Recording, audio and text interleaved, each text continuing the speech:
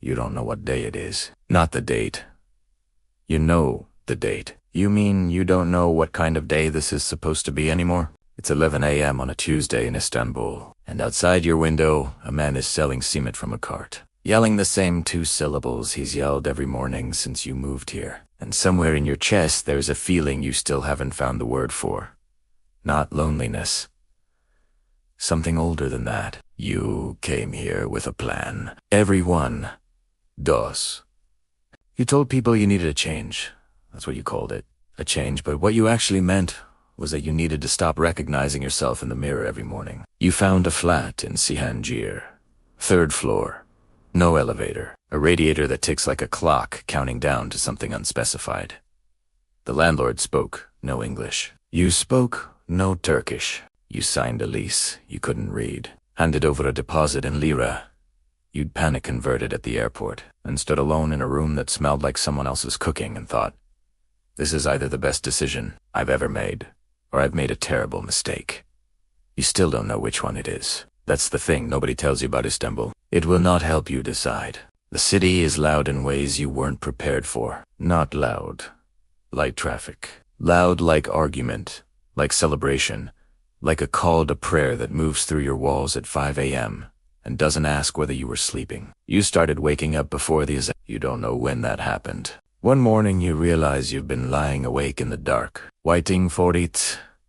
Not because it comforts you, exactly, but because it's the one sound that belongs to everyone and no one at the same time. And there's something in that you can't articulate yet. You started keeping a notebook. You don't write much. Mostly you write the Turkish words. You learn each day, Yavaslali, Tamum. Okay, Gekmek olsun. May it pass. And next to each word you write where you heard it, and what the person's face looked like when they said it. The notebook is almost full. You haven't looked at the first page in months. Here's what nobody tells you about living alone in a foreign city. The loneliness isn't constant. It comes in waves. And the waves are almost always triggered by something small. A joke you can't translate. A gesture someone makes that you almost understand. A moment when the conversation around you shifts registers and you've lost the thread entirely. You were at a tea house in Beyoğlu when it happened for the first time. A group of men playing backgammon. One of them looked at you and said something, and the others laughed. And the man looked at you again, not unkindly, something almost like an invitation, and you smiled back, because that's all you had. He nodded, went back to his game, and you sat with your tea, going cold, thinking, I almost had something there. Almost. You started learning the language properly at the 4-month mark, not from an app. From your neighbor, Fatma Hanım, 73 years old, who knocked on your door one morning holding a plate of brek and looked at your apartment with the expression of a woman who has seen worse and decided to intervene. She came back every Thursday. She taught you how to bargain at the bazaar, how to tell a taxi driver which bridge to take, how to say thank you in a way that sounds like you mean it. She never asked why you came here. You never asked why she kept coming back. Then one Thursday she didn't knock, and you stood at your door for 3 minutes, tea already made, and felt something you recognized immediately as grief, which confused you, because you'd only known her for 5 months, which confused you more, because since when did time determine how much something costs? Her daughter told you later that Fatma Hanım had gone to her sister's in Ankara. She'd be back in 3 weeks. You'd made tea for no one. You drank both cups. This is the part of the story where it turns.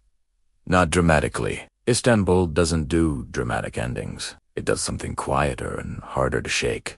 You were walking back from Karaki one evening, across the Galata Bridge, the sky doing what Istanbul skies do, purple and smoke, and the last light hitting the minarets in a way that makes atheists feel something complicated, and a child ran past you chasing a red balloon.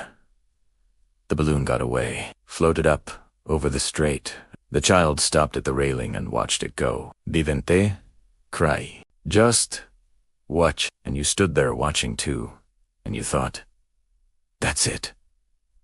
That's the word. Not homesick, unmoored, not lost. You know exactly where you are. But the version of yourself you brought here has been slowly replaced by someone who wakes up before the azan, who knows which bread to buy on which day, who has a neighbor's number saved under Fatma Hanım, and would be genuinely upset if anything happened to her. You don't recognize that person entirely, but you don't want to go back either.